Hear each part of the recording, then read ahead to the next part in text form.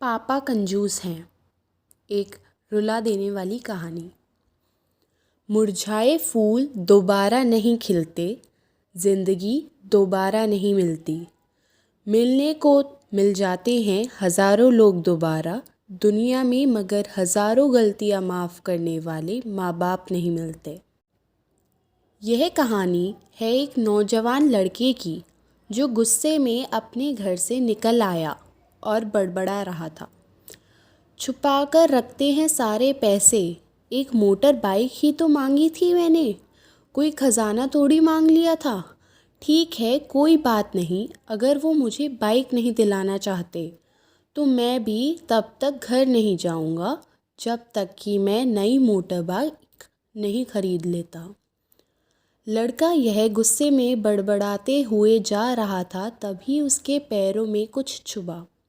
पैरों की तरफ देखा, तब उसे रियलाइज़ हुआ कि वो हड़बड़ी में अपने बदले अपने पापा के जूते पहन कर आया है।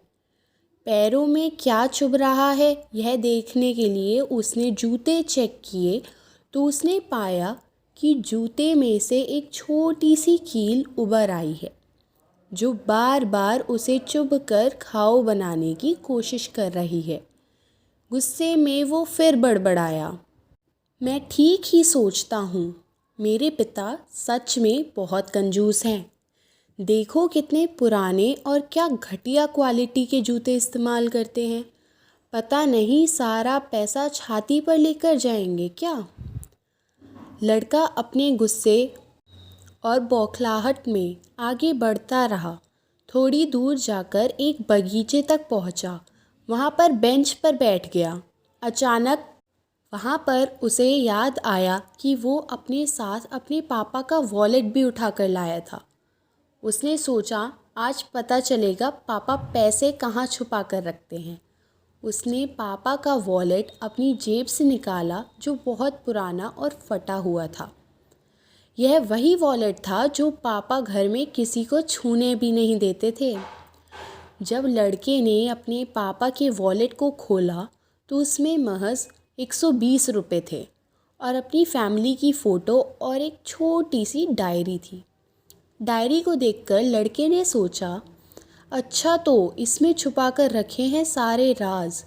इसी में लिखा होगा किससे कितने पैसे लेने हैं या किसको कितने पैसे दिए हैं। अब पता चलेगा कि पापा ने कहाँ कहाँ पैसे इन्वेस्ट कर रखे हैं। ऐसा सोच के लड़के ने जब उस छोटी सी डायरी का पहला पन्ना खोला तो उसमें लिखा था 40,000 बेटी की पढ़ाई के लिए उधार। लड़का यह देखकर शॉक हो गया। उसने फिर दूसरा पन्ना खोला जिसमें लिखा था 50,000 उधार नया लैपटॉप बेटे के लिए। यह वही लैपटॉप था जो पापा ने 2 साल पहले ही अपने बेटे को दिया था क्योंकि वह कॉलेज जाने लगा था। लड़के को अब पता चला कि वह जो भी चीज़ें पापा से डिमांड करता तो पापा कहाँ से पैसा लाते थे। डायरी के इन 2 पन्नों ने ही लड़के का गुस्सा पूरी तरह शांत कर दिया और उसके मन को पश्चाताप से भर दिया।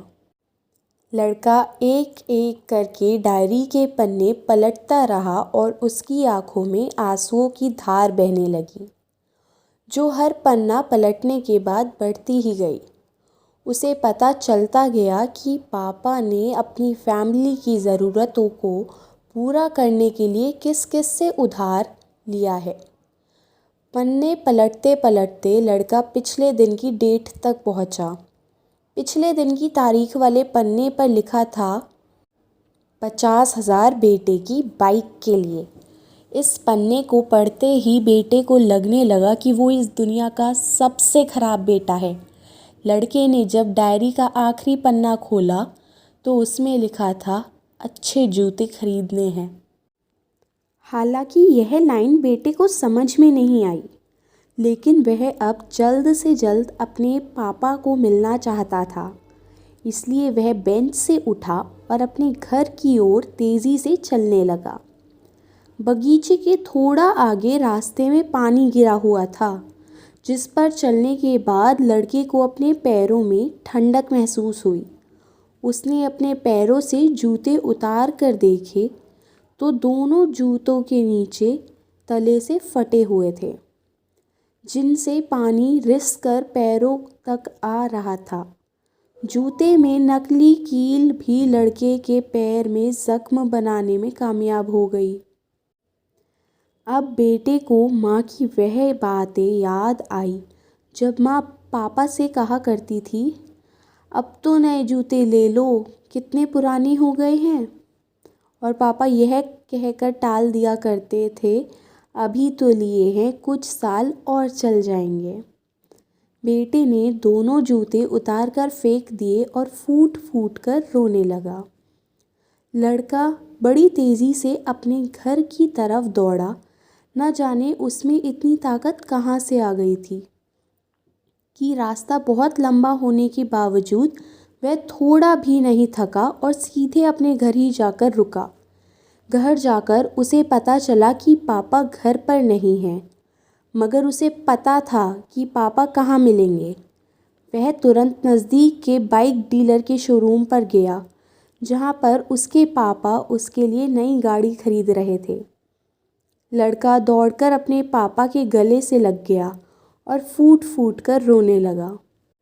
जब पिता ने लड़के से पूछा कि क्या हुआ, तो लड़के ने अपने पिता से माफ़ी मांगी और कहा कि मुझे बाइक नहीं चाहिए, इन पैसों से आप अपने लिए नए जूते खरीद लीजिए और आगे से मैं कोई भी चीज़ खुद के कमाए पैसे से ही लूँगा।